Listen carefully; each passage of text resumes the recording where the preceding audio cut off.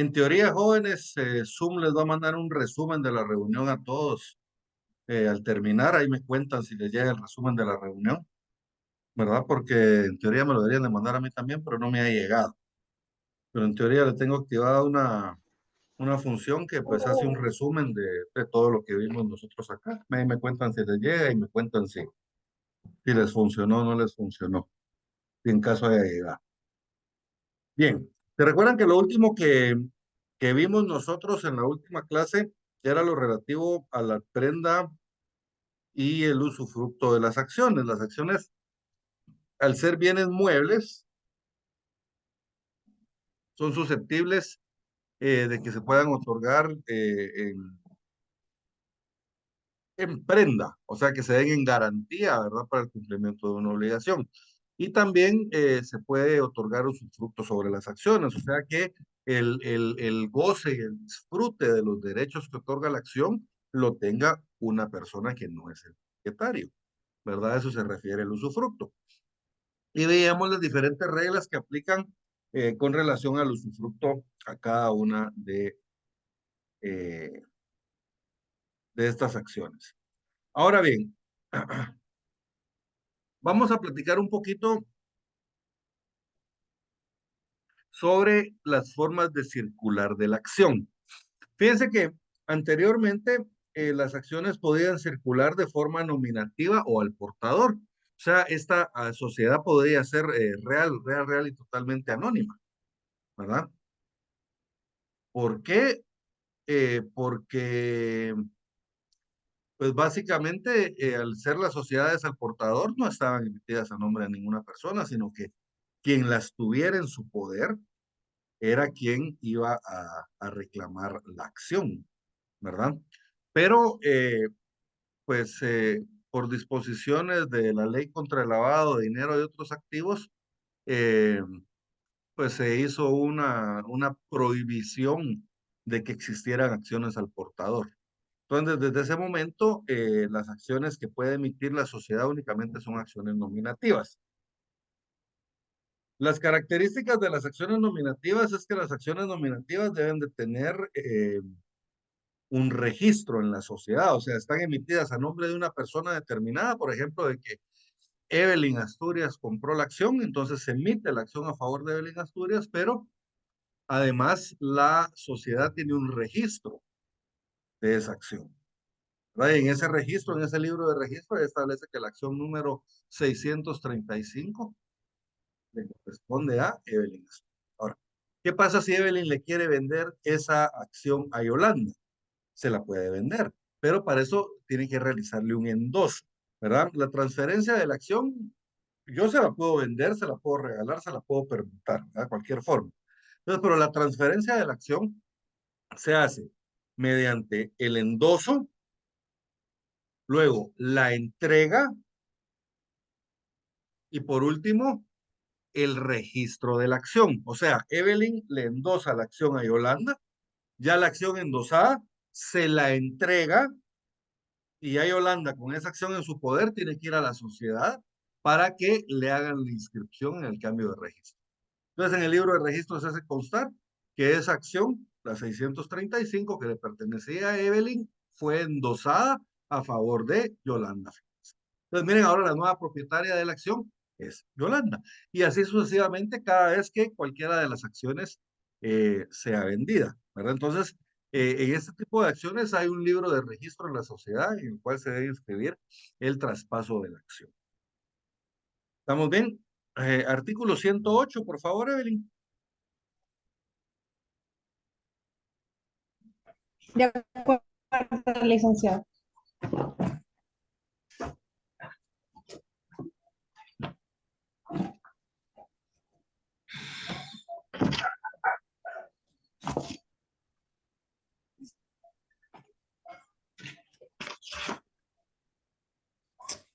Artículo 108. em, Acciones, ¿verdad? Sí. Activas. Las, las acciones deberán ser antes de la vigencia de la ley de extinción de dominio cuyo pacto social les faculte emitir acciones al portador nominativas. Muy bien. Transferencia de acciones no pagadas. ¿A qué se refiere? ¿Se acuerdan que yo les decía que cuando nosotros compramos acciones de una sociedad o cuando suscribimos acciones de una sociedad, mejor dicho, nosotros tenemos la opción de pagar el 25% del valor de la acción y luego tenemos un año para pagar la totalidad de la acción, para pagar el resto, ¿verdad? Entonces, durante ese año que nosotros aún no hemos pagado la acción, o mientras el tiempo que estemos sin pagar la acción, nos van a emitir un certificado provisional. Y hasta que ya pagamos la acción, entonces nosotros podemos canjear ese certificado provisional por ya el título definitivo. Ahora, ese certificado provisional, esa acción que no está todavía pagada, esa acción eh, parcialmente pagada, esta se puede transferir, ¿verdad? O sea, por ejemplo, si yo tengo una acción que está parcialmente pagada, yo se la puedo endosar igual a Andrés, por ejemplo. Entonces, le endoso el certificado provisional, se lo entrego y luego él va al registro de la sociedad para que la sociedad eh, lleve a cabo la inscripción respectiva,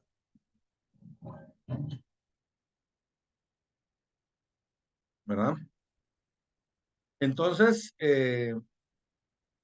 pero tanto el enajenante como el adquiriente de la acción van a quedar solidariamente responsables por 3 años por el monto no pagado. ¿Qué quiere decir esto? Supongamos de que yo pagué el 50% de la acción, ¿verdad? Yo había pagado el 25% de entrada y había empezado a pagar las amortizaciones y debía pagar el 50% de la acción. Entonces ahora yo le transfiero a Andrés esa acción. Ahora, Andrés tiene la obligación de seguir pagando la acción, ¿verdad? Porque lo que él compró es un certificado provisional, ¿verdad? No compró la acción. Entonces él, en el entendido de que él tiene que seguir pagando las obligaciones de la acción. Cuando él termine de pagar la acción, entonces le van a extender a él ya su certificado de acción definitivo, ¿verdad? Pero ¿qué pasa si él no paga?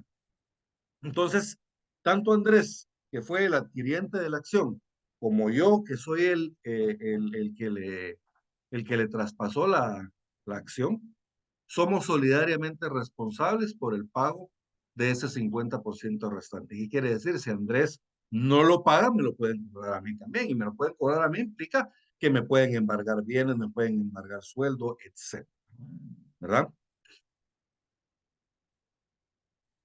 Y pues al final, al estar íntegramente pagados los títulos, pues se van a canjear por las acciones definitivas. Artículo 109. Por favor, Yolanda. Transferencias de acciones no pagadas. Permítame, licenciado. Aquellos que hayan transferido certificados provisionales están obligados a registrar el traspaso en la sociedad y quedará solidariamente responsables con los adquirientes por el monto de lo no pagado durante el tiempo de 3 años desde la fecha de transferencia. El pago no puede exigirse al cedente, sino en el caso de que el requerimiento hecho al poseedor de la acción haya resultado infructuoso, perdón. Al quedar íntegramente pagadas las acciones, se canjearán los certificados provisionales por los títulos definitivos. Muy bien. Entonces, todo lo que les decía, ¿verdad? Van a ser solidariamente responsables por 3 años cuando se traspase un certificado de acción y se tiene que hacer la inscripción en el libro respectivo de la sociedad. Ahora, son solidariamente responsables, pero se le tiene que exigir el pago primero al que tenga la acción en su poder, digamos en este ejemplo, a Andrés, y cuando ya se le ha exigido a Andrés y él no paga, entonces ya se le puede exigir a la persona que traspasó la acción. ¿Estamos bien? Básicamente a eso se refiere este artículo 109. Ahora, ¿qué puede hacer la sociedad con un accionista moroso? Porque aquí seguimos hablando de la acción que está parcialmente pagada. Esa acción que está parcialmente pagada, pues los llamamientos se llaman las cuotas que tienen que pagar los accionistas. Los llamamientos los tienen que pagar ellos en la forma acordada y en el tiempo acordado, ¿verdad? O sea que, por ejemplo, si ellos dicen que voy a pagar 1,000 quetzales mensuales, pues tendrán que pagar esos 1,000 quetzales mensuales. El caso es de que, ¿qué pasa si no cumple con sus llamamientos? ¿Verdad? Se le venció el año y el accionista no ha pagado la acción, la totalidad de la acción. ¿Se acuerdan que tenía un año para pagar? Entonces, ¿qué vamos a hacer con ese accionista amoroso? ¿Qué podemos hacer con ese accionista que no ha pagado los llamamientos de la forma en que se pactó? ¿Verdad? Entonces, eso lo tenemos en el artículo 110. Yo les hago el resumen. Básicamente podemos hacer tres cosas. Vender las acciones, supongamos de que, bueno, vender las acciones del accionista moroso, ¿verdad? Y le dejamos solo las que pagó íntegramente. Entonces, si se acuerdan, yo de mis acciones había pagado la mitad, como de que yo había comprado 50 acciones, pero de la totalidad del pago de las 50 acciones yo había pagado solo la mitad. Entonces, ¿qué hacen? Me dejan 25 acciones, que son las que íntegramente yo ya pagué, y las otras 25 se las venden a otro accionista.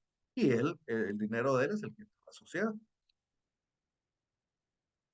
El segundo, o la segunda opción que tenemos es reducir el capital.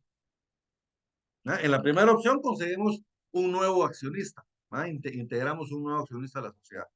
O otro se la podemos vender a otro de los accionistas, pero la verdad es que se le vende la acción a otra persona. Pero el capital queda ahí. En el segundo, la segunda opción es reducir el capital. El accionista moroso pagó la mitad, entonces reducimos el capital hasta donde él pagó. Entonces, por ejemplo, si yo tenía que pagar 50,000 quetzales por las acciones, eran acciones de 1,000 quetzales cada uno, pero solo pagué 25,000, entonces reducimos el capital en 25,000 quetzales, ¿verdad? Básicamente. Entonces ya me quedo yo con las acciones que pagué, nada más. Pero en este caso, miren, redujimos el capital. Entonces, en el primer ejemplo, le vendemos mis acciones a otra persona, las que no llegué a pagar, las que sí pagué me las dejan. En el segundo ejemplo, me dejan las acciones que ya pagué igual, pero aquí como no queremos un nuevo socio, un nuevo accionista, reducimos el capital hasta donde resulte íntegramente pago. Y el tercer caso es el exigir ejecutivamente el pago, ¿verdad? Si no queremos ni que haya, ni venderle acciones a otro accionista, ni queremos reducir el capital, entonces tenemos la opción de cobrarle ejecutivamente al accionista moroso. Ejecutivamente, ¿qué quiere decir? Que lo vamos a demandar en un juicio ejecutivo. Ahí anoten el 327, numeral 5 del Código Procesal Civil y Mercantil. 327, numeral 5 del Código Procesal Civil y Mercantil.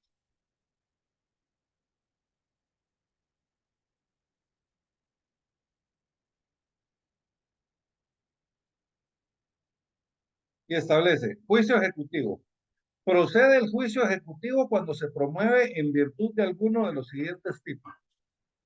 Y les decía yo el numeral 5, ¿verdad?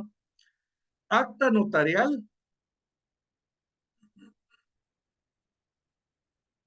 Acta notarial en la que conste el saldo que existiera en contra del deudor de acuerdo con los libros de contabilidad llevados en forma legal. Entonces, ¿cuál va a ser el título ejecutivo que vamos a utilizar? Como la deuda del accionista moroso tiene que estar reflejada en la contabilidad de la sociedad, ¿no? Porque todas las cuentas de la sociedad tienen que estar reflejadas, todos los ingresos y todos los egresos de capital están reflejados en la contabilidad de la sociedad. Yo no soy contador, ¿no, jóvenes? Pero eso es algo básico. ¿Verdad? Todos los ingresos y egresos que la sociedad tenga, todo el dinero que circule por la sociedad tiene que estar reflejado en la contabilidad de forma legal. Entonces, en la contabilidad de la sociedad refleja de que hay un accionista, en este caso, digamos, Andrés, que debe 25,000 quetzales. Entonces, lo que hacemos es que contratamos un notario y a ese notario se le ponen a la vista los libros de contabilidad, la partida en la cual establece la deuda. Entonces el notario hace constar que le pusieron a la vista la partida o el libro, ¿verdad? De diario, por ejemplo. Yo no soy contador, ¿verdad? Pero le ponen a la vista a uno el libro respectivo y le indican en dónde está el saldo deudor. Y uno como notario lo que hace es que hace constar de que el contador de la empresa le manifestó que ahí se hace constar un saldo deudor a favor de la sociedad por parte de Andrés Godínez. Entonces, ya con esa acta notarial de saldo deudor, esa me va a servir de título ejecutivo para poderle demandar a él y exigirle que me pague el dinero que le debe a la sociedad. ¿Estamos bien? Entonces podemos hacer tres cosas con los accionistas morosos. Uno es vender las acciones que aún no han pagado. Segundo, reducir el capital en las acciones que no han pagado y se le dejan únicamente las que pagó íntegramente. Y la tercera opción es se le ejecuta, ¿verdad? Por medio de un juicio ejecutivo se le exige el cumplimiento de la prestación, los llamamientos pendientes. Artículo 110. Cuando un accionista no pagare en las épocas convenidas el valor de su acción o los llamamientos pendientes, la sociedad podrá a su elección. Primero, vender por cuenta y riesgo del accionista moroso las acciones que le correspondan y con su producto cubrir las responsabilidades que resulten del saldo que quedare y el saldo que quedare se le entregará. Segundo, reducir las acciones a la cantidad que resulte totalmente pagada con las entregas hechas. Las demás se invalidarán, salvo lo que disponga la escritura social. O sea que tenemos que reducir el capital y por ende reducir la cantidad de acciones. Luego, juicio ejecutivo. Proceder al cobro de los llamamientos pendientes en la vía ejecutiva, constituyendo título ejecutivo el acta notarial de los registros contables, donde conste la existencia de la obligación. El acta a la que acabamos de referirnos en el artículo 327. En dicha acta se transcribirán los documentos y resoluciones pertinentes al plazo de la obligación.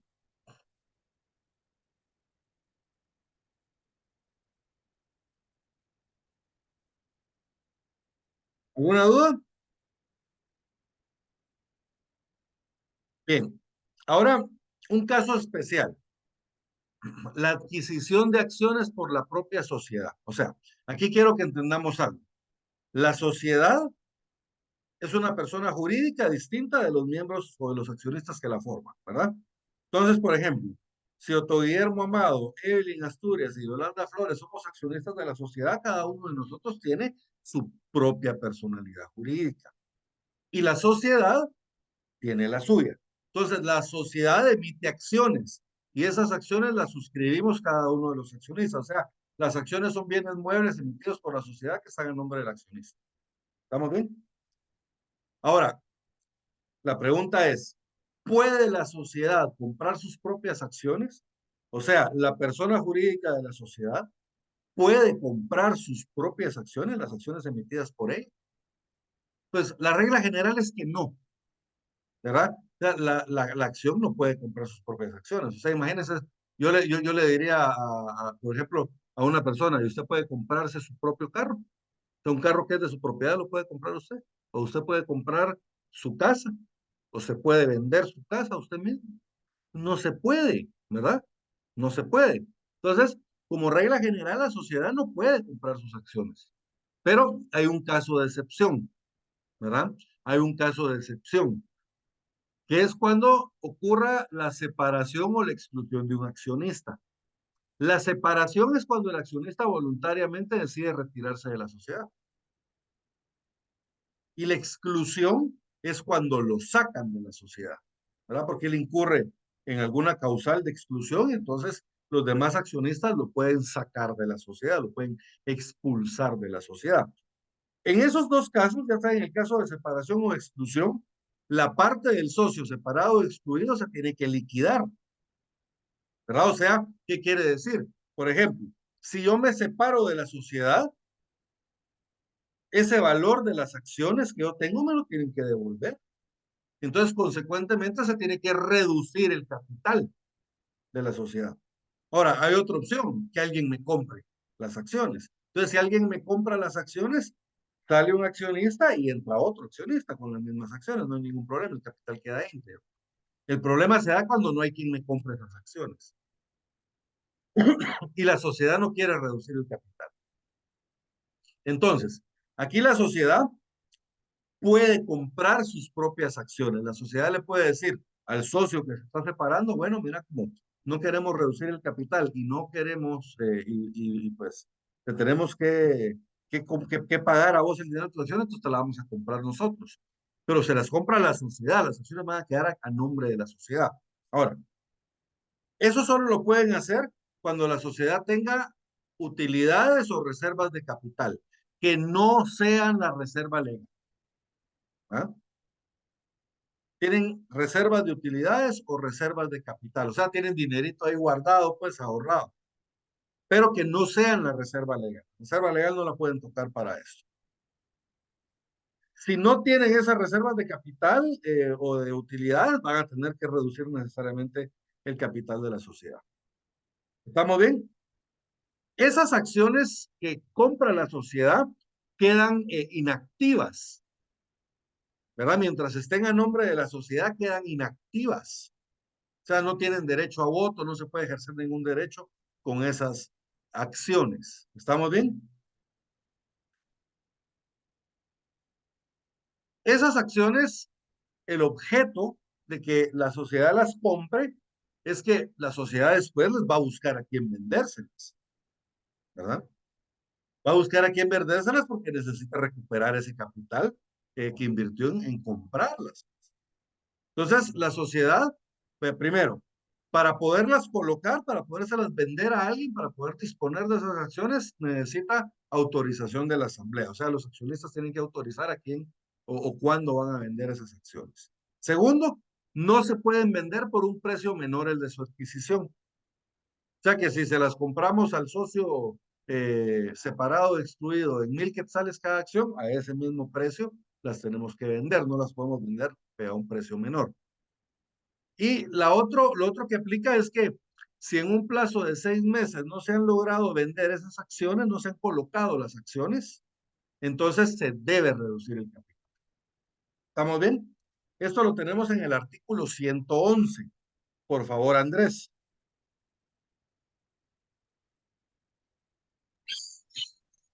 Fíjate que ahorita vengo en la calle, No tenga pena, lo leo no, yo. no lo cargo a la mano. Gracias. Perfecto, muy bien. La sociedad solo puede adquirir sus propias acciones en caso de exclusión o separación de un socio, siempre que tenga utilidades acumuladas y reservas de capital, y únicamente hasta el total de tales utilidades y reservas, excluyendo la reserva legal. La reserva legal no la podemos quitar para eso. Si el total de utilidades y reservas no fueren suficientes para cubrir el valor de las acciones a adquirir, deberá procederse a reducir el capital. Si no tenemos capital para comprarlas, tenemos que reducir. Solo se podrá disponer es, miren, disponer, la disposición implica dos cosas, ¿verdad? La enajenación de la acción, o sea, venderla, permutarla, regalarla, donarla, pero tenemos que venderla. O sea, aquí se refiere a venderla porque establece que no la podemos colocar por menos precio de el que fue adquirida, o sea que se refiere a que aquí se está refiriendo a vender, ¿verdad? Entonces, podemos vender esa acción, podemos disponer de la acción, o lo otro, el otro derecho de la disposición es el de grabar la acción. ¿Se acuerdan? Prendarla o sujetarla. Entonces, no podemos disponer de la acción sin autorización de la asamblea. Solo podrá disponer de las acciones que la sociedad quiera conforme al primer párrafo de este artículo con autorización de la Asamblea General y nunca a un precio menor del que el de su adquisición. Los derechos que otorgan las acciones así adquiridas quedarán en suspenso, mientras ellas permanecen en propiedad de la sociedad. Si en un plazo de 6 meses la sociedad no ha logrado la venta de tales acciones, debe reducirse el capital con observación de los requisitos legales. Muy bien.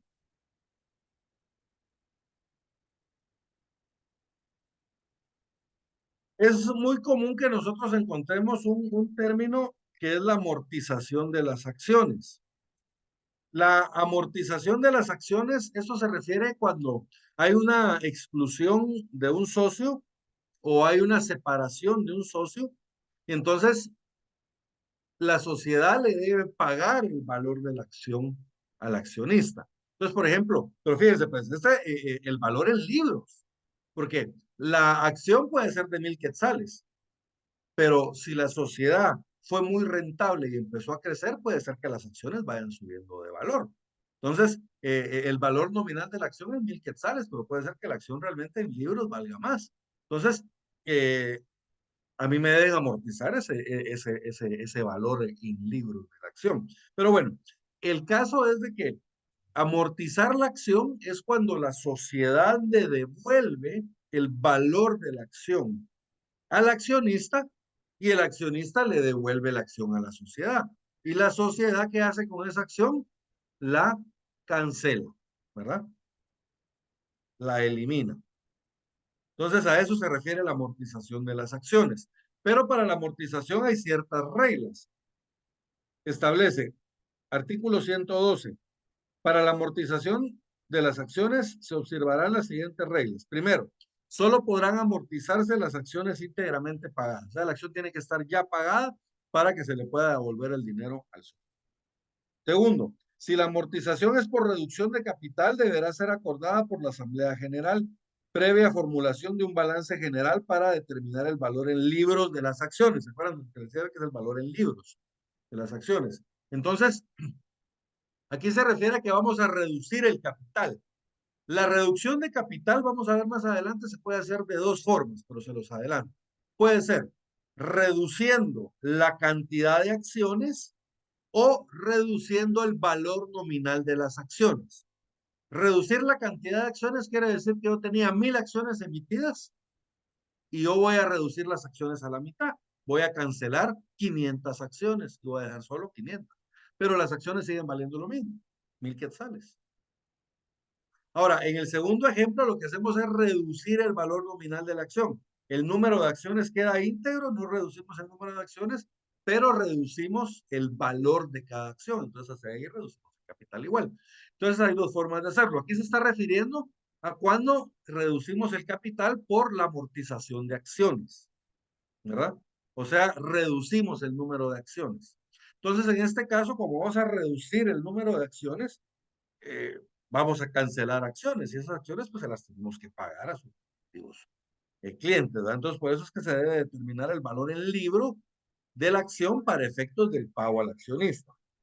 Tercero, si la amortización de determinada clase o serie de acciones estuviera prevista en la escritura social, la amortización se hará en las condiciones en que determina dicho instrumento, las que deberá constar en los títulos de las respectivas acciones.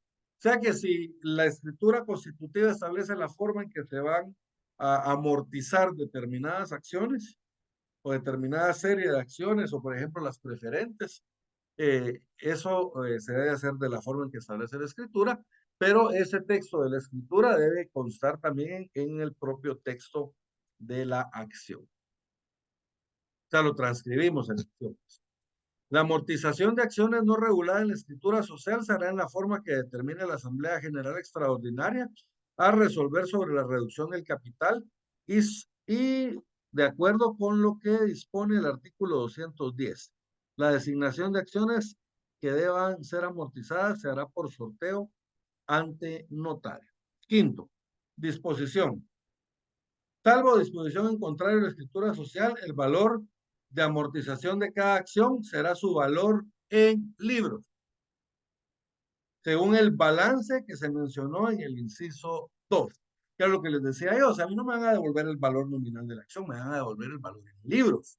Entonces, aquí eso es arma de doble filo, porque el valor nominal de la acción es 1,000 quetzales, pero si la sociedad fue muy lucrativa, puede ser que el valor de la acción en libros suba, pero si a la acción le fue mal, a la sociedad le fue mal, perdón, puede ser que esa acción, ese valor en libros de la acción, baje, ¿verdad? Entonces ahí voy a terminar perdiendo dinero. Pero, entonces, pero lo que me van a amortizar es el valor en libros.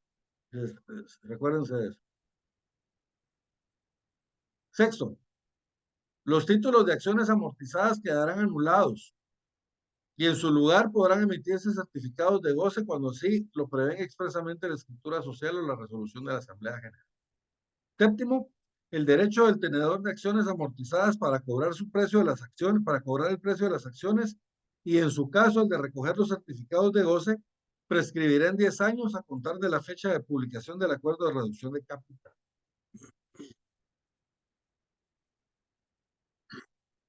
Bien, pactos para el voto. Disculpen que voy un poquito rápido, jóvenes, pero tenemos que avanzar. Y lo bueno es que les queda el video para que lo puedan ver las veces que quieran. Pactos para el voto. ¿A qué se refiere esto de los pactos para el voto? Dentro de la sociedad, los accionistas pueden pactar para votar en determinado sentido, ¿verdad? Yo les voy a poner un ejemplo. Es una sociedad muy grande en la cual hay un montón de accionistas. Entonces hay un grupo de accionistas que tienen una visión conservadora de la sociedad. O sea, ¿qué quiere decir? Ellos quieren mantener la sociedad como está. La sociedad ha sido muy lucrativa, ha generado ganancias, etcétera. Pero hay otro grupo de accionistas más jóvenes que ellos quieren expandir la sociedad. Ya quieren crecer para generar más dinero. Entonces, miren, cada uno de estos grupos pueden pactar. ¿Verdad? Supongamos de que de los 100 accionistas que hay 20 accionistas o 25 accionistas que son conservadores y otros 28 accionistas que son liberales, por llamarle de alguna forma. Entonces ellos pueden hacer pactos, ¿verdad? Ellos pueden hacer un pacto en escritura pública en el cual ellos pactan de que nosotros, los accionistas que representamos esas acciones, vamos a votar en sentido que favorezcan la expansión de la sociedad. Mientras que otro grupo puede pactar en escritura pública, mantenerse apoyando las votaciones relativas a mantener la sociedad tal y como está, o sea, de forma más conservadora. Entonces, miren, así, de esa forma, se pueden formar grupos y hacer pactos para votar en determinados sentidos dentro de las asambleas. Esos pactos se deben hacer por escritura pública, se deben hacer posar en escritura pública y van a tener un plazo de duración no mayor a 10 años. O sea, puede ser el plazo que querramos, pero siempre y cuando no pase de 10 años. Ahora, se hace constar en escritura pública porque lo que pactemos en la escritura es vinculante, ¿verdad, jóvenes? Durante el tiempo que lo hayamos pactado. Si nosotros hicimos un pacto para el voto por 5 años, por ejemplo, entonces durante los 5 años debemos de mantener el pacto para el voto, porque como les digo, es vinculante, por eso lo hicimos constar en un contrato. Entonces pueden haber responsabilidades en caso de que no se lleve a cabo el cumplimiento. Y ese contrato se inscribe en el registro mercantil. O sea, cuando hay un pacto para el voto, ¿verdad? Los accionistas que hicieron el pacto están obligados a avisarle, uno, a la sociedad, ¿no? Se le avisa a la administración de la sociedad que hay un pacto para el voto y se le avisa también al registro mercantil, ¿verdad? Entonces se debe inscribir tanto en la sociedad como en el registro mercantil. Artículo 116. Los pactos entre accionistas sobre el ejercicio determinado del voto son válidos, pudiéndose también encargar a un representante común ejercitar el voto. Tales convenios no podrán tener una duración mayor de 10 años. Deberán constar en escritura pública y el notario autorizante deberá dar aviso de la existencia del pacto de los tipos a que se refiere este artículo a la sociedad y al registro mercantil, razonando brevemente los títulos. En el propio título va a constar que ese título forma parte de un pacto para el voto, ¿no? Entonces les quiero hacer una aclaración. Yo les dije que los accionistas tenían que avisar al registro mercantil de la sociedad. Es el notario que autoriza la escritura, el que se tiene que encargar de avisar a la sociedad. Ahora, el hecho de que exista un pacto para el voto no limita la venta de la acción. ¿verdad? O sea, yo formo parte de un pacto para el voto y ahora yo le voy a vender mis acciones a Azucena. No hay ningún problema, yo se las puedo vender sin ningún problema, pero esas acciones forman parte de un pacto, entonces Azucena va a tener que respetar ese pacto para el voto mientras el tiempo que dure. Ya verá ella después si renueva o no renueva el pacto para el voto, pero mientras esté vigente ella lo tiene que cumplir, ¿verdad? Aunque ella haya adquirido las acciones después del pacto. Miren, el pacto que limite o que controle el voto no impide la transferencia de la acción.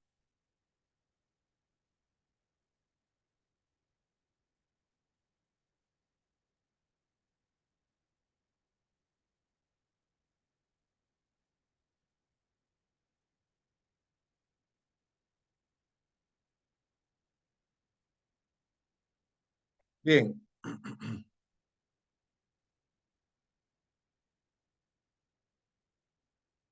Las acciones nominativas, se recuerdan que yo les decía que las acciones nominativas se llaman nominativas porque están emitidas a favor de una persona determinada. Supongamos si la persona que compró la acción es Evelyn Asturias, entonces la acción va a estar emitida a favor de Evelyn Asturias. Pero aparte, la sociedad va a tener un libro de registro en el cual va a llevar un control, digamos, de quiénes son los propietarios de la acción. En consecuencia, si Evelyn le endosa la acción a Yolanda, y luego se le entrega, posteriormente se tiene que hacer constar en ese libro de registro que Yolanda es la nueva propietaria de la acción. Y así cada vez que se realice el traspaso de alguna acción, ¿verdad? En la escritura social podrá pactarse que la transmisión de las acciones nominativas solo sea con autorización de los administradores. Esta cláusula será constar en el propio título.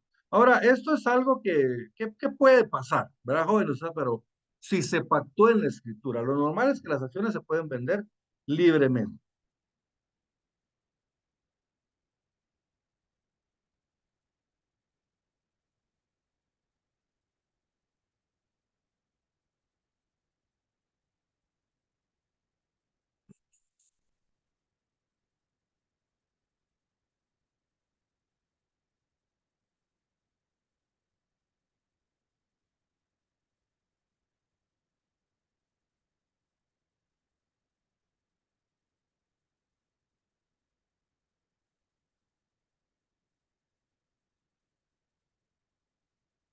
Muy bien. ¿A quién se le considera accionista? Pues se va a considerar accionista a quien tenga en su poder la acción de acuerdo a la forma de circular. Pero ahora solo tenemos una forma de circular, que es las acciones nominativas. Entonces, ¿a quién se le va a considerar accionista?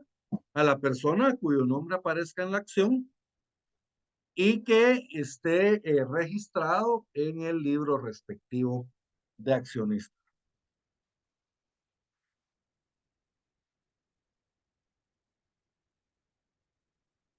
Entonces, artículo 119. Entonces, en el primer párrafo establece, ¿verdad?, que la sociedad considerará como accionistas al inscrito como tal en el registro de acciones, y si las acciones son nominativas, y al tenedor de estas si son al portador, pero el portador ya no existe. Y luego, en la segunda parte, establece para qué sirve la acción. La exhibición material de la acción, o sea, el poner la acción a la vista de las personas, sirve para acreditar los derechos de accionista, sirve para acreditar la calidad de accionista y los derechos que la acción le otorga al accionista. Establece el segundo párrafo.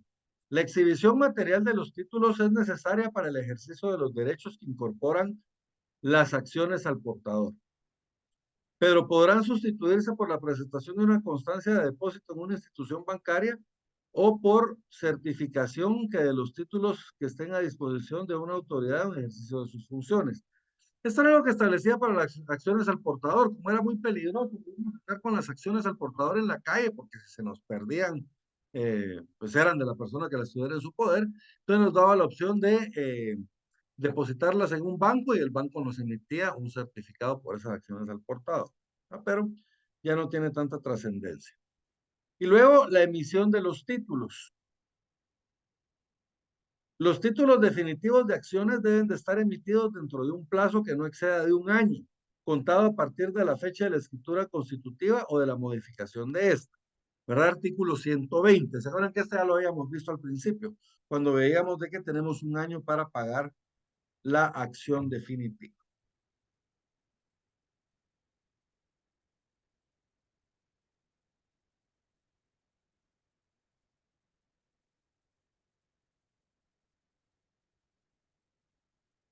Artículo 125. ¿Qué requisitos debe contener el libro de acciones, de registro de acciones y de certificados provisionales?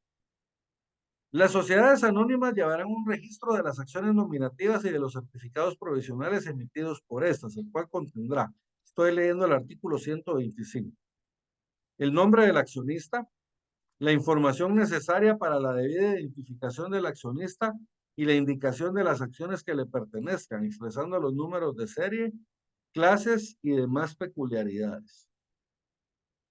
La dirección física y el correo electrónico, este último si se tuviese, de cada accionista. En su caso, los llamamientos efectuados y los pagos hechos. Las transmisiones que se realicen. Los canjes de los títulos. Los gravámenes que afecten a las acciones. O sea, por ejemplo, si se otorga una acción en prenda o en usufructo, eso se tiene que hacer constar también en el libro de registro de acciones. Y las cancelaciones de estos y de los títulos.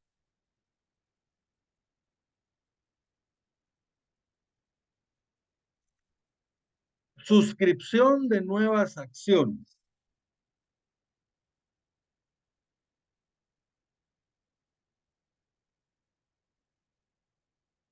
Suscripción de nuevas acciones. La sociedad puede emitir nuevas acciones. ¿Se recuerdan que yo les decía que la sociedad puede suscribir parte del capital? Supongamos que nosotros tenemos un capital autorizado de 100,000 quetzales, podemos suscribir 50,000 y dejamos todavía otros 50,000 para los que podemos seguir emitiendo acciones. Ahora, ya si nos pasamos de ese techo, ya tenemos que aumentar el capital. Pero bueno, el caso es que cuando se emiten nuevas acciones, quiere decir de que va a haber nuevo capital en la sociedad. ¿Verdad? Se van a emitir nuevas acciones y las acciones se le van a vender a alguien. Las acciones las tenemos que colocar. Entonces, los primeros que tienen derecho preferente a la suscripción de esas acciones son los accionistas, ¿verdad? Entonces, por ejemplo, si Evelyn, Yolanda y yo somos accionistas de una sociedad, yo tengo el 50% de acciones, Evelyn tiene 25 y Yolanda tiene el 25. Entonces, miren, nosotros tres como accionistas tenemos derecho preferente sobre cualquier otra persona para comprar esas acciones nuevas que debe emitir la sociedad. Pero lo podemos hacer solo en proporción a las acciones que tenemos. O sea, si yo tengo el 50% de total de acciones, yo puedo comprar solo el 50% de la emisión. Evelyn tiene el 25, ella puede comprar el 25. Yolanda puede comprar el otro 25. Y ahí ya colocamos, miren, toda la emisión entre los mismos socios. Ahora, si alguno de los socios no quiere ejercer su derecho de preferencia y no manifiesta que las quiere comprar en el plazo de 15 días después de que le avisaron de la emisión, entonces ya podemos colocar las acciones al público, ¿verdad? Ya para cualquier persona las pueda comprar. A eso se refiere la suscripción de nuevas acciones. Entonces aquí lo más importante o una de las cosas más importantes es el derecho de preferencia que existe para los accionistas de adquirir las acciones en proporción a las que tienen. Pero este derecho de preferencia lo tienen que ejercer en 15 días. 127. Salvo pacto en contrario en la escritura social, los accionistas tendrán derecho preferente en proporción a sus acciones para suscribir las nuevas que se emitan. Este derecho deberá ejercitarse dentro de los 15 días siguientes a la publicación del acuerdo respectivo. Si el accionista no ejercitare este derecho dentro de dicho plazo, la administración de la sociedad podrá proceder a hacer suscribir las acciones en la forma que se tenga por más conveniente a los intereses sociales o abrir la suscripción al público.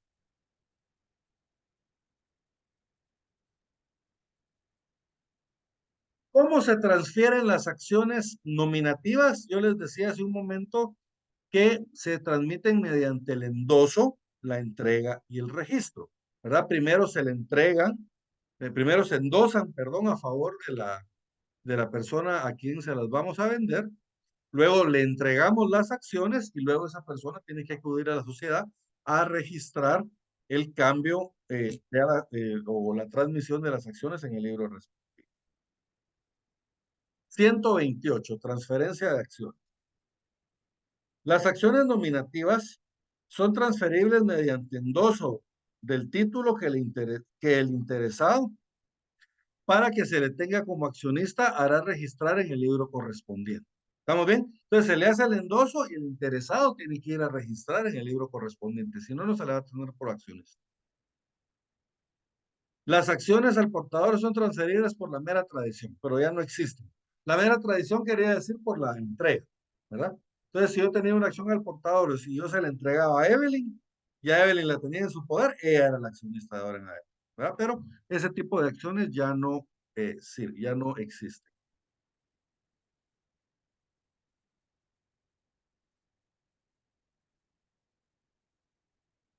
Muy bien. Salimos de las acciones, jóvenes, al fin. Ahora tenemos que platicar del primero de los órganos de la sociedad, que es el órgano supremo o el órgano de soberanía de la sociedad. Se le puede llamar de cualquiera de las dos formas, el órgano supremo o el órgano de soberanía de la sociedad. ¿Se acuerdan ustedes de que en en las sociedades que habíamos visto anteriormente, el órgano de soberanía era la Junta General de Socios, porque lo que habían allá pues eran socios? Pero en el caso de la sociedad anónima no se llama junta, sino que se llama Asamblea General de Accionistas, ¿verdad? Entonces se llaman asambleas generales o asambleas de accionistas, ¿verdad? Entonces, la Asamblea General de Accionistas, la asamblea es la reunión de los socios, perdón, de los accionistas. Es la reunión de los accionistas, es cuando todos los accionistas se reúnen de conformidad con la ley. Ya bien que ahora la ley nos permite ahora incluso hacer las reuniones por videoconferencias, por medios digitales, ¿verdad? Entonces, eh, la asamblea es la reunión de los accionistas en este caso, ¿verdad? Y esta reunión de accionistas va a ser la encargada de conocer los asuntos de la agenda. O sea, la persona que haya convocado a la sociedad, normalmente, a la asamblea, normalmente va a ser el administrador, aunque pueden haber otros. Él establece cuál es la agenda que quiere que se vaya a tratar en la asamblea. Entonces, los accionistas se van a encargar de conocer los puntos de la agenda, discutirlos, votarlos y aprobarlos o improbarlos. Entonces, ¿qué quiere decir esto? Que la asamblea expresa la voluntad de la sociedad, ¿verdad? La asamblea expresa la voluntad de la sociedad en las materias de su competencia, porque vamos a ver que aquí hay diferentes clases de asamblea. Allá se fueron, teníamos la Junta General de Socios y esa Junta General se podía realizar de forma totalitaria, la Junta Totalitaria de Socios. Hay más clases de asambleas. Van a ver ustedes que pueden llegar a ser varias. Pero vamos primero con el artículo 132. La Asamblea General, formada por los accionistas legalmente convocados y reunidos, es el órgano supremo de la sociedad y expresa la voluntad social en las materias de su competencia. Los asuntos mencionados en los artículos 134 y 135 son de competencia exclusiva de la Asamblea. En el 134 establece la materia de la Asamblea Ordinaria, de la Asamblea General Ordinaria, y en el 135 establece la materia de la Asamblea General Extraordinaria. Acá, jóvenes, yo les voy a pedir que pongan mucha atención porque hay un montón de detallitos. Hay un montón de detalles que incluso se pueden reflejar en otros trámites que vamos a ver más adelante, ¿verdad? Entonces, por ejemplo, van a ver ustedes que cada vez que se realice una asamblea general extraordinaria, tenemos que mandar una copia certificada o autenticada de dicha acta al ministerio, al registro mercantil, ¿verdad? Y eso es no importando qué se trate en la asamblea. Cada vez que se celebre una asamblea extraordinaria, tenemos que mandar copia autenticada o certificada al registro mercantil. Punto, ¿verdad? Entonces, son detalles que tenemos que ir cumpliendo. Entonces, por favor, les ruego mucha atención. Clases de asambleas. Bien. En principio tenemos dos clases de asambleas. Asambleas generales y asambleas especiales. ¿Verdad? Ahora, las generales, esas se dividen en ordinarias y extraordinarias. Asamblea general ordinaria y asamblea general extraordinaria, ¿no? Las generales pueden ser ordinarias y extraordinarias. Y las especiales son las que se van a celebrar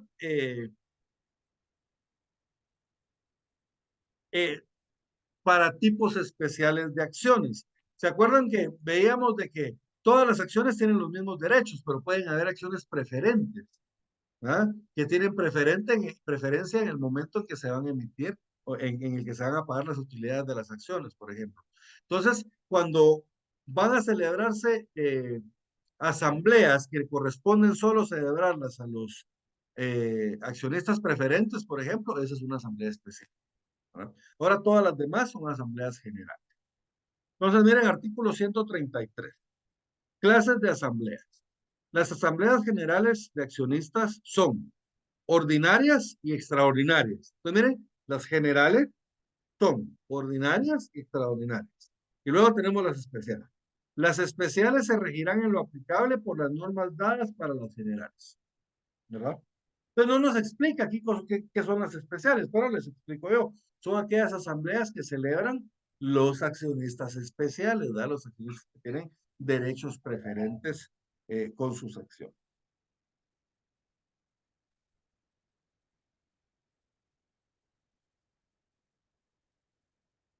La asamblea ordinaria y la extraordinaria tienen asuntos ya previamente determinados en la ley que se deben de conocer en cada asamblea. O sea, la ley me dice qué asuntos debo conocer yo en asamblea ordinaria y cuáles debo conocer yo en asamblea extraordinaria. Eso lo tenemos en el artículo 134. Bueno, primero, la asamblea ordinaria se va a reunir por lo menos una vez al año.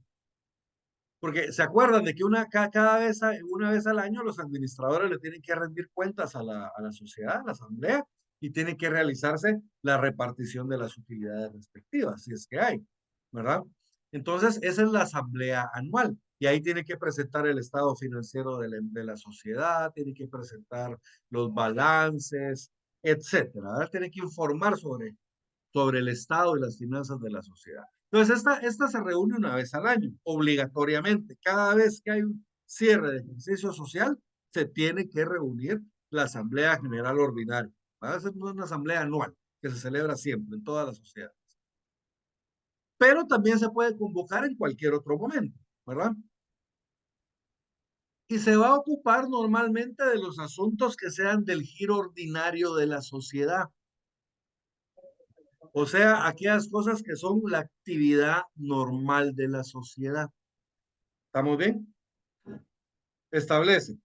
Artículo 134. Asambleas ordinarias. La asamblea ordinaria se reunirá por lo menos una vez al año, dentro de los 4 meses que sigan al cierre del ejercicio social. O sea que miren, cierre del ejercicio social y tenemos 4 meses para realizar la asamblea. ¿Estamos bien?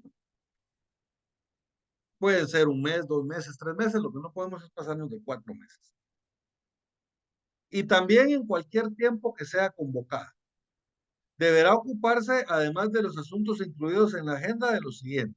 Primero, discutir, aprobar, improbar el estado de pérdidas y ganancias, el balance general el informe de la administración y, en su caso, del órgano de fiscalización si lo hubiere, y tomar las medidas que juzgue oportuno. Entonces, miren, ellos deben discutir, aprobar y probar el estado de pérdidas y ganancias, el balance general y el informe de la administración. Y si fuera órgano de fiscalización, también el informe de ellos.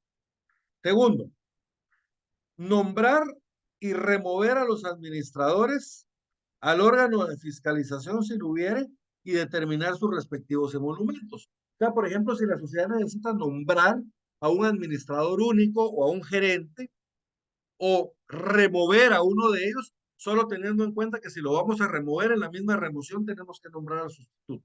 No podemos dejar sin dirección ese cargo, ¿verdad? Pero le corresponde a a la asamblea ordinaria, a la asamblea general ordinaria, resolver acerca de, del nombramiento o la remoción de los administradores y el órgano de fiscalización, y también sus respectivos emolumentos. ¿Cuánto le vamos a pagar? Eso también le corresponde decidirlo a la asamblea. Tercero, conocer y resolver acerca del proyecto de distribución de utilidades que los administradores deben de someter a su consideración, ¿verdad? De las utilidades que hubo en la sociedad, una parte se va a repartir. Entonces, ¿cómo vamos a repartir esa porción de utilidades? Y ellos deben conocer y aprobar también sobre dicha partición. Y cuarto, conocer y resolver de los asuntos que concretamente señale la escritura social. O sea, los accionistas, al momento de constituir la sociedad en la escritura social, pueden establecer otros asuntos que pueda conocer la Asamblea General Ordinaria. Ahora, vamos con la Asamblea General Extraordinaria, en el artículo 135. Y a este artículo 135, de una vez anotémoslo, por favor, a ver artículo 153.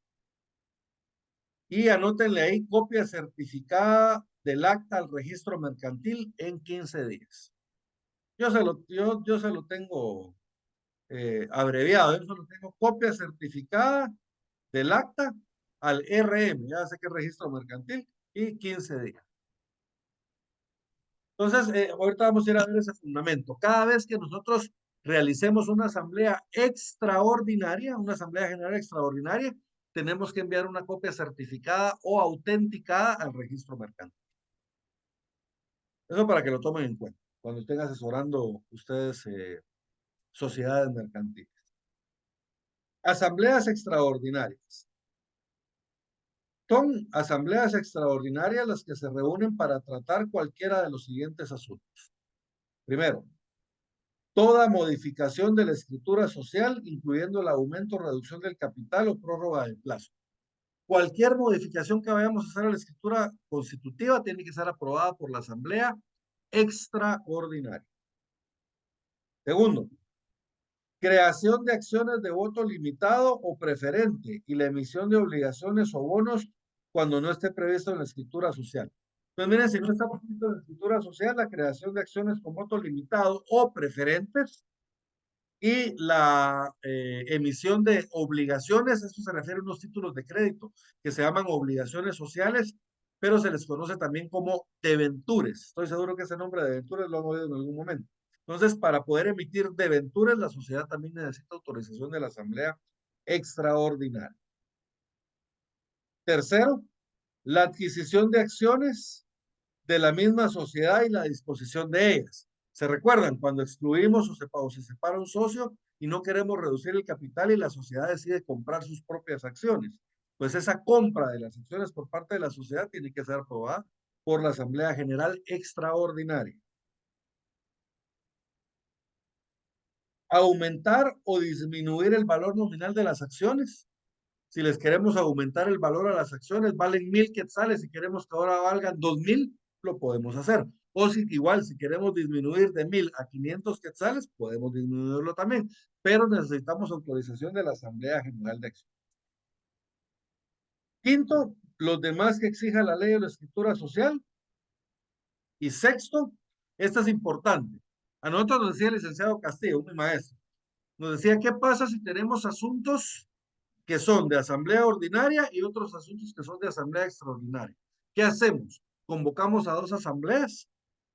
No, nos explicaba después. Lo que hacemos es que las conocemos todas en una asamblea extraordinaria, porque la asamblea extraordinaria también puede conocer asuntos que estén en la agenda, aunque sean materia de la ordinaria, que eso lo tenemos aquí en el sexto. Miren, cualquier otro asunto para el que sea convocada, aun cuando sea de la competencia de asambleas ordinarias. ¿Estamos bien? Entonces esto nos puede servir para cuando tenemos, digamos,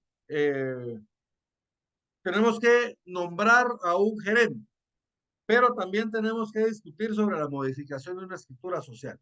Entonces, miren, uno es ordinaria y el otro es extraordinaria. Entonces, lo conocemos todo en la extraordinaria, porque la extraordinaria puede conocer también la competencia de la ordinaria.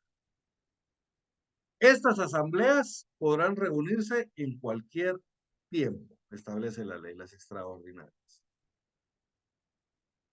Ahora vámonos hasta el artículo 153, por favor, que era el artículo que les pedí que relacionaran. Este se refiere a las formalidades del acta, pero lo que nos interesa es el último párrafo, pero lo vamos a leer todo. Las actas de las asambleas generales de accionistas se asentarán en el libro respectivo y deberán ser firmadas por el presidente y por el secretario de la asamblea.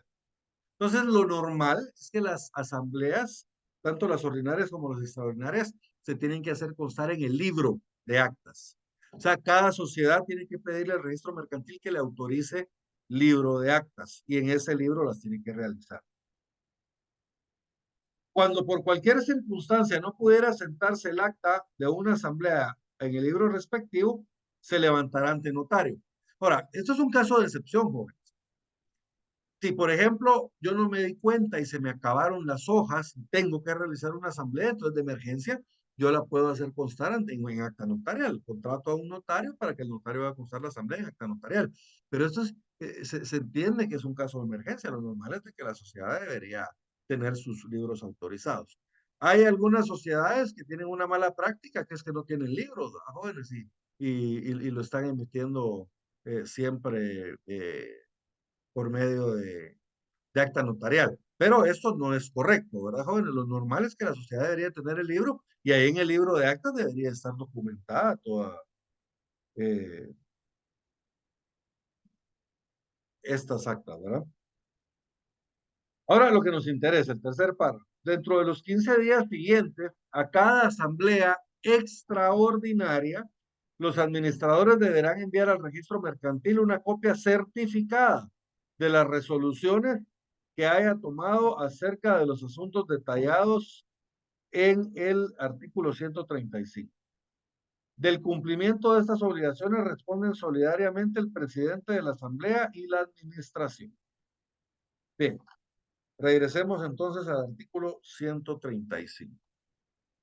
Entonces, estos son los asuntos de las asambleas extraordinarias. Ahora, realmente la diferencia, porque ya vieron, los asuntos que se van a tratar es lo diferente, pero los accionistas que van a estar ahí presentes son los mismos.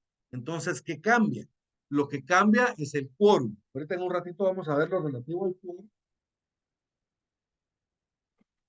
Y ahí se van a dar cuenta ustedes de que hay un quórum para la asamblea ordinaria y hay un quórum diferente para la asamblea extraordinaria, tanto para poder iniciar la asamblea como para poder votar en la asamblea. O sea, no se requieren la misma cantidad de votos para tomar una decisión en una asamblea ordinaria que en una extraordinaria. En una extraordinaria son más votos, ¿verdad? Entonces, vamos a ver, ahí ya van a entender ustedes la diferencia real entre la asamblea extraordinaria y la ordinaria. La extraordinaria, como son asuntos más importantes, entonces la ley establece más, más votos para poderla iniciar y para poderla, poder tomar una decisión. Pero vamos por partes. Ejecutores especiales. Bueno, asambleas especiales. Las asambleas especiales, yo les decía que estas se van a dar cuando nosotros tenemos accionistas especiales. Pueden ser accionistas preferentes o pueden ser accionistas con voto limitado. Entonces, esos accionistas se pueden reunir para asuntos que solo les corresponden a ellos, ¿verdad? Entonces, esas son las asambleas especiales, ¿verdad? Las asambleas especiales se reúnen para tratar asuntos relativos a los intereses de los accionistas con acciones especiales. ¿Y cuáles pueden ser esas acciones especiales? Como les decía, puede ser una acción preferente o puede ser una acción de voto limitado. Acción de voto limitado son aquellas acciones con derecho, con pactos para el voto. ¿Se acuerdan cuando pactamos en escritura pública que vamos a votar en determinado sentido? Entonces, si nosotros queremos realizar una asamblea solo entre los accionistas de este pacto, entonces esa es una asamblea especial. A eso me refiero.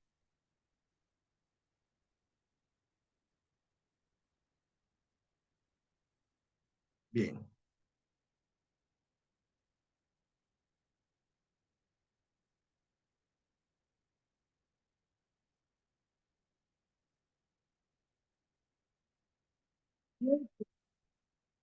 A las asambleas.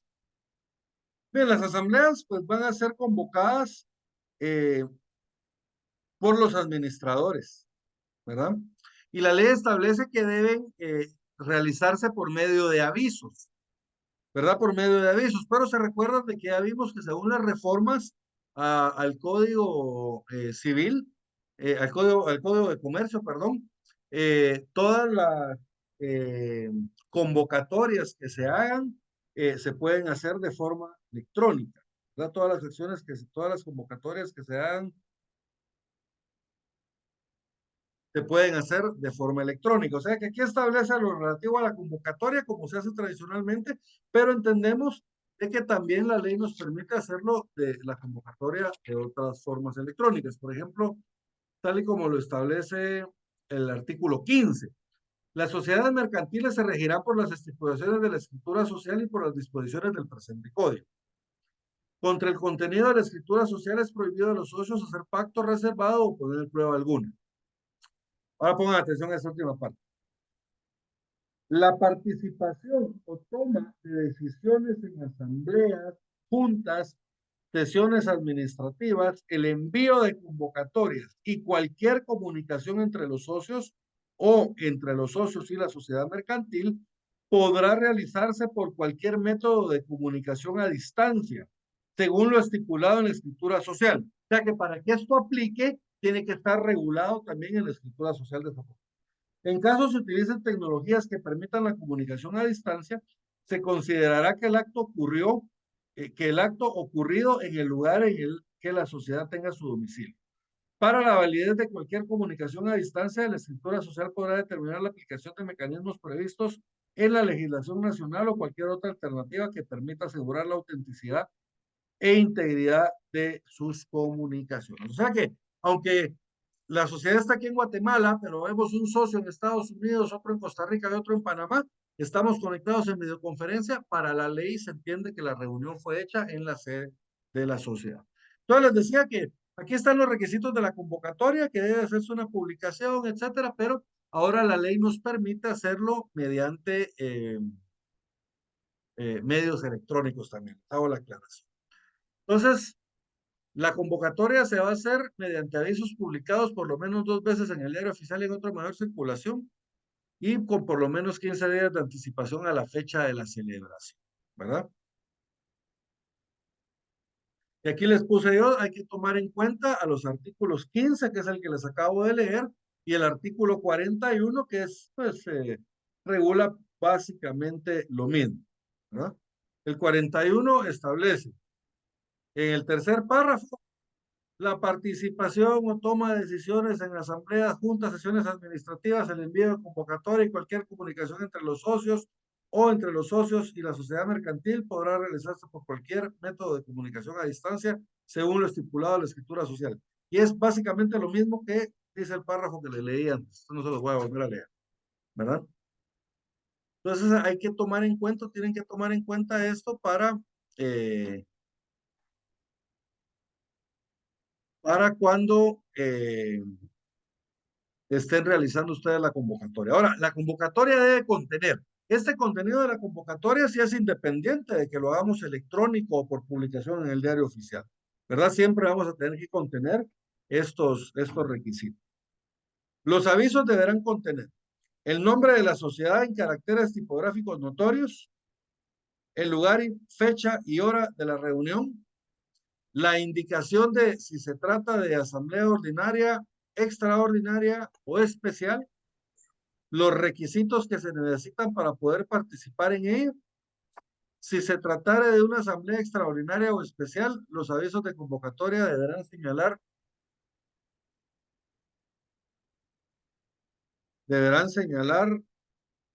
los asuntos a tratar.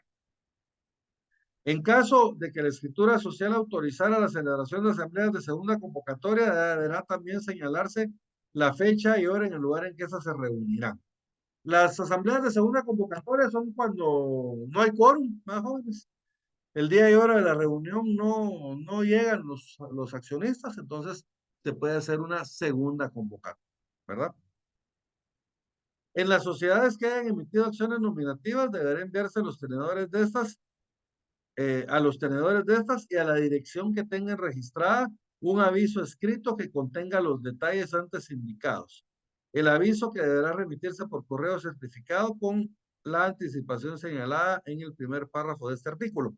Ahora todas las acciones son nominativas, entonces en teoría le deberían de mandar un aviso a todos los socios por correo certificado. Pero les digo ahora, pues lo podemos utilizar por medios electrónicos. Y como los medios electrónicos, la ventaja que tenemos es que dejan rastro. O sea, yo, por ejemplo, si yo le envío un email a Evelyn, yo le puedo colocar al email una confirmación de recepción. Entonces, hasta que ella no confirme la recepción, no puede abrir el correo. Entonces, eso me deja a mí una constancia electrónica de que sí recibió la notificación. Esto si la escritura social lo permitiera. Las sociedades nuevas, digamos, ya todas van con esta cláusula de que se pueden realizar de forma electrónica, pero las sociedades más viejitas tienen que reformar la escritura constitutiva para que esto pueda realizarse de esa forma.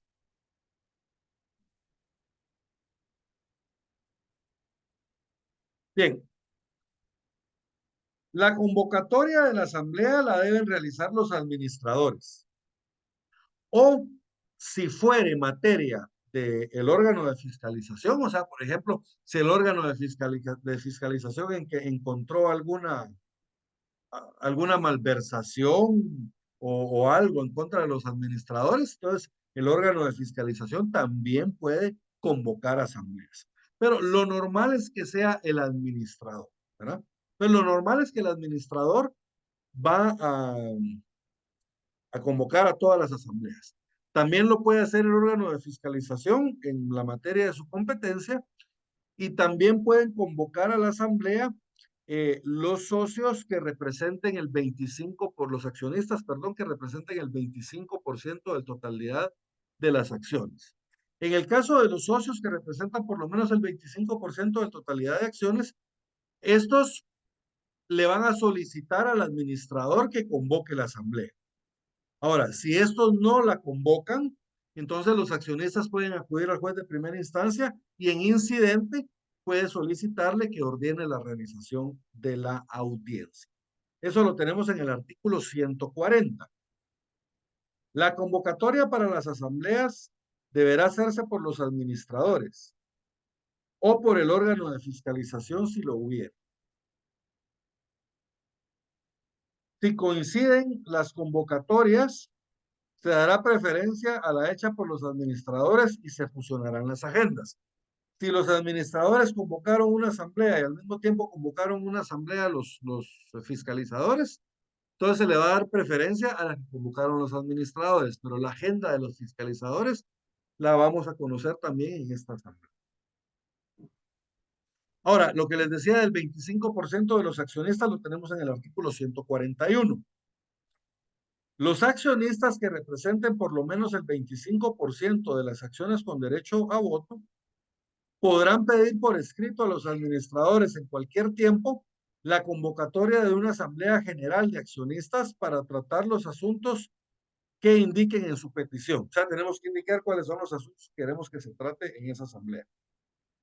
Si los administradores rehusaren, hacer la convocatoria o no la hicieron, dentro de los 15 días siguientes a aquel en que se haya recibido la solicitud, los accionistas podrán proceder como lo determina el artículo 38, inciso 2 de este código. O sea, es por medio de incidente le pedimos al juez que ordene la realización de la asamblea. Entonces, al último párrafo del 141, anótenle por favor, ver 38, inciso 2.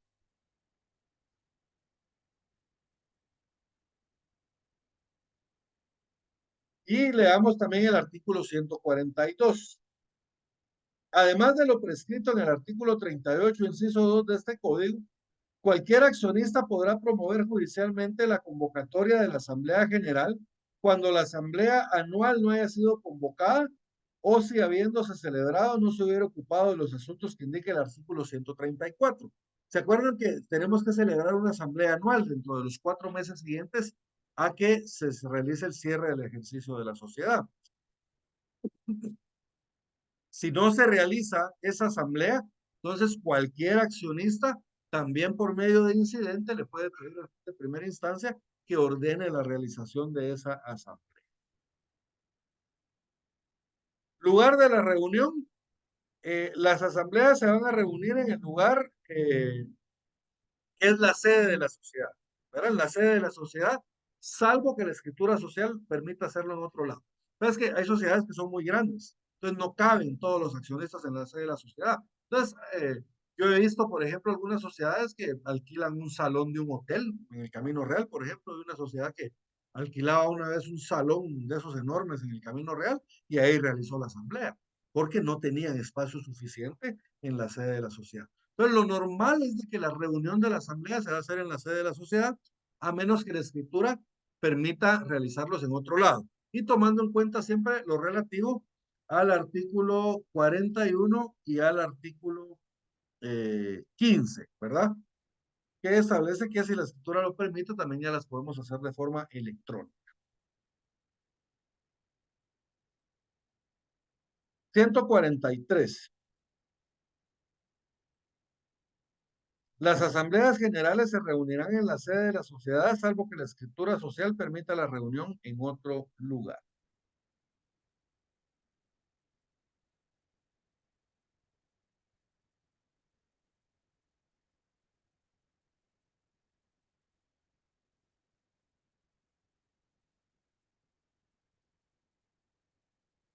¿Quiénes pueden asistir a las asambleas? Bueno, la respuesta obvia es los accionistas, ¿verdad? Pero hay ciertas reglas que aplican. 146. Inscripción para asistir a las asambleas. Podrán asistir a las asambleas los titulares de acciones nominativas que aparezcan inscritos en el libro de registro 5 días antes de la fecha en que haya de celebrarse la asamblea. O sea que si yo compré acciones para poder participar en una asamblea, tengo que inscribirme por lo menos 5 días antes. Si me inscribo 3 días antes, ya no voy a poder participar en esa asamblea. Y los tenedores de acciones al portador, pero esas ya no existen, ¿verdad? Con la misma antelación.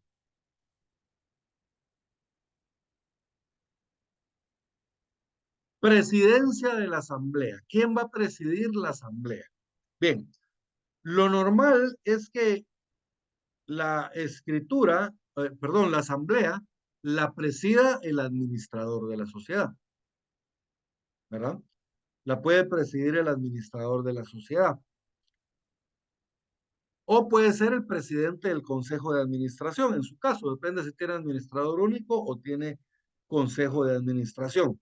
Pero a falta de estos, la asamblea puede nombrar a quien la vaya a presidir. Me parece que supongamos de que estamos haciendo nosotros una asamblea para sacar al administrador, no lo vamos a poner él a presidir, ¿verdad? Entonces, en ese caso, se puede poner a otra persona a presidir la asamblea. Pues eso lo normal es que lo haga el administrador o el presidente del consejo de administración, pero la sociedad puede nombrar a alguien más. Salvo el artículo 147, presidencia de las asambleas. salvo pacto en contrario de la escritura social, las asambleas ordinarias o extraordinarias serán presididas por el administrador único o por el presidente del Consejo de Administración. Y a falta de ellos, por el que fuere designado por los accionistas presentes. Actuará como secretario de la Asamblea el del Consejo de Administración. O sea, si es Consejo de Administración, pues el secretario del Consejo de Administración va a ser el secretario. Y si no, entonces el secretario va a ser un notario. Aunque no se esté haciendo en acta notarial, aunque la estemos realizando en el libro, ¿verdad? Si no hay secretario del Consejo de Administración, entonces el secretario debe de ser un notario.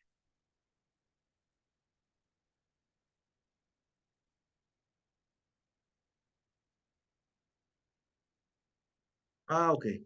Es que por ahí me está avisando Mildred que se desconectó porque está lloviendo, pero bueno, ahí le vamos a mandar la grabación para que termine la clase. ¿Estamos bien? Entonces, sí, ¿quién va a presidir la asamblea? Lo normal es el administrador único o el presidente del consejo de administración. Si no están o por algún motivo no lo pueden hacer, la persona que designen los accionistas. Como secretario va a actuar el secretario del consejo de administración o, en cualquier otro caso, un notario.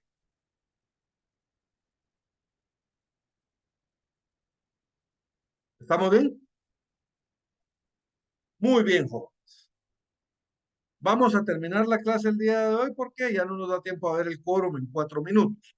Entonces vamos a terminar la clase el día de hoy acá en la presidencia de la asamblea y en la siguiente clase vamos a seguir con el quórum de la asamblea.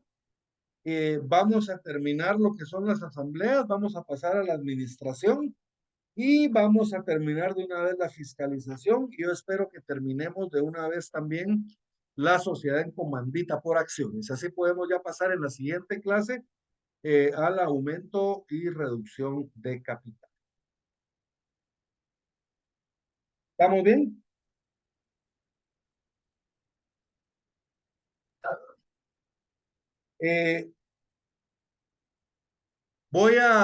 Yo creo que también voy a publicarles, jóvenes, el día de hoy o a más tardar mañana. Se las voy a estar publicando en Classroom y también les voy a mandar un aviso por parte del chat de algunas tareas que vamos a dejar, ¿verdad? Entonces, pero terminemos la clase el día de hoy acá y nos vemos la siguiente semana a la misma hora por este mismo canal. Se me cuidan mucho y que pasen un feliz domingo. Saludos cordiales a todos. Ahí Muchas se recuerdan gracias, de contarme si les licenciado. llega el resumen, por favor. Ah, ok. Licenciado. Muy bien, muchas gracias. Se me cuidan mucho y saludos a todos.